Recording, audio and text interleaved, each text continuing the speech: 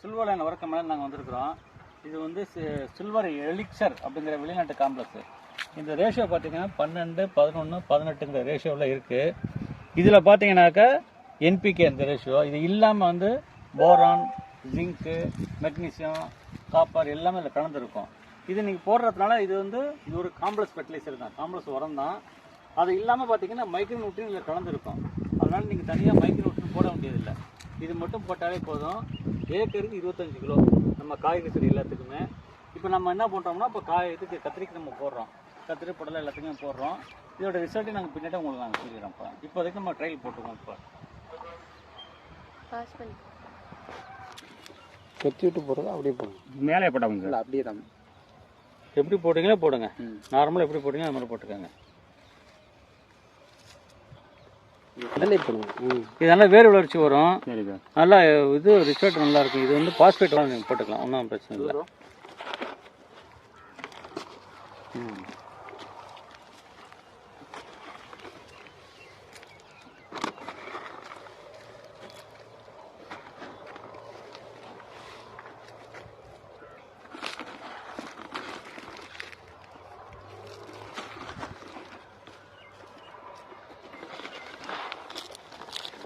இந்த உரம் வைக்கிறப்ப பார்த்தீங்கன்னா இந்த கத்திரிலாம் பாருங்க அப்படியே மஞ்சளாக வெளுப்பாக இருக்கு பாருங்க.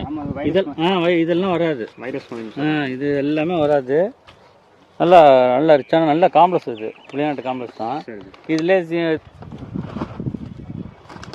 அந்த வச்சு சிரிக்க வைக்க செடியாக வைக்கீங்களா?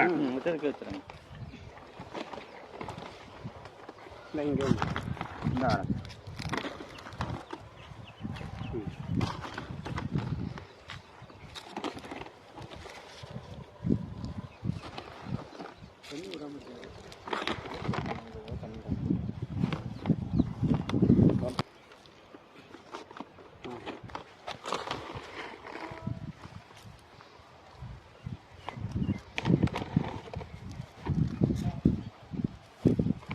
இது புடலை செடி, புடலை தானே இது? சுரக்காய்.